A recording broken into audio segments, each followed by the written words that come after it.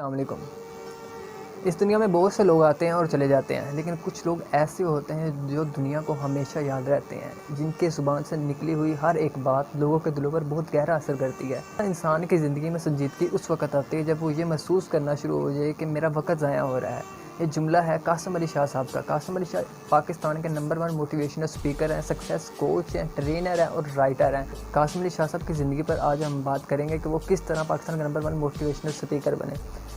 तो सबसे पहले कासिम अली शाह 25 दिसंबर 1980 को गुजरात के शहर में पैदा हुए। बचपन में ही आपकी फैमिली लाहौर में शिफ्ट हो गई और आपने वहाँ से इस्लामिया कॉलेज में एडमिशन ले लिया। एफएससी प्री इंजीनियरिंग का आगाज़ किया। आप हमेशा बड़ा सोचते थे। आप कहते थे कि मैंने दुनिया में कुछ करना है। आपके दोस्त हमेशा आपका मजाक उड़ाया करते थे कि तुम किस तरह की कासिम बात क्या करते हो, लेकिन आप नहीं थे सुनते। आप कहते थे कि नहीं, मैंने इस दुनिया में अपना लोहा मनवाना है, मैंने बताना है कि मैं कासिम अली शाह भी इस दुनिया में है।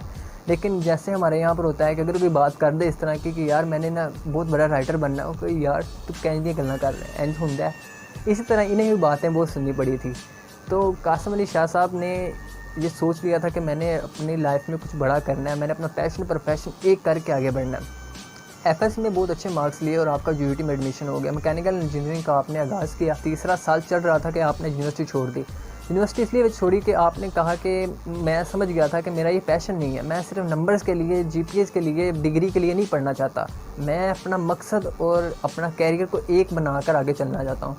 वहाँ से आपने यूनिवर्सिटी छोड़ी और ह्यूमन रिसोर्स मैनेजमेंट में एमबीए किया। एमबीए के बाद आपने सिविल सर्विसेज के लिए अप्लाई किया और अल्लाह ताला ने आपको वहाँ पर कामयाबी दी और आप सिविल सर्वेंट में कामयाब हो गए। सीएसएस करने के बाद आपने ये भी महसूस किया कि आपका ये भी कैरियर नहीं है, आपका ये भी पैशन नहीं है। आपने सीएसएस को भी छोड़ दिया और आपने कहा कि मैं एक बेहतरीन टीचर बन सकता हूँ, क्योंकि आपकी अकेडमी में 20 साल की उम्र में आपके पास 700 बच्चे तकरीबन पढ़ते थे अकेडमी में।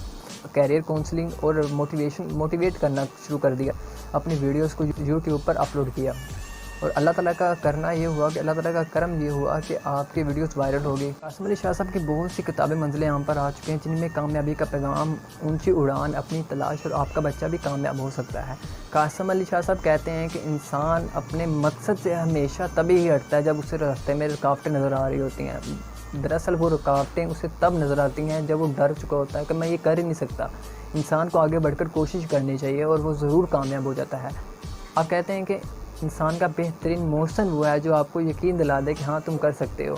कासिम अली शाह साहब की ज़िंदगी का बताने का मकसद ये था कि हम अपने लोकल हीरोज़ को भूल चुके हैं, हम उन्हें प्रमोट नहीं करते। हमें स्पाइडरमैन, बैटमैन का तो पता है, लेकिन कुदरतुल्लाह शाह, वासिफ अली वासव, अशफाक अहमद और कासिम अली शाह जैसी शख्सियत का नहीं पता। हमें इनसे फैज़याब होना चाहिए। हमें भी आगे बढ़कर पाकिस्तान के लिए कुछ करना चाहिए, क्योंकि देखें अगर हम कुछ नहीं करेंगे तो इस मुल्क की बुनियादें कैसे बढ़ेंगी। अपनी लाइफ का दी बेस्ट देना है, जहाँ तक हो सके यार कोशिश ज़रूर किया करो। अगर आप कोशिश करते हो ना तो अल्लाह ताला को आपकी मेहनत वैसी पसंद बहुत आती है कि यार ये बंदा काफ़ी देर का अड़ा हुआ है, इस पर फिर नज़र करम हो जाती है। और मैं कोशिश पूरी करूँगा कि मैं हफ्ते में 2 वीडियोज़ हीरोज़ पर ज़रूर बनाऊँ, अपने हीरोज़ के बारे में बताऊँ कि क्या लाइफ थी इनकी, हमें इनसे सीखना चाहिए। और तब तक के लिए अल्लाह हाफ़िज़।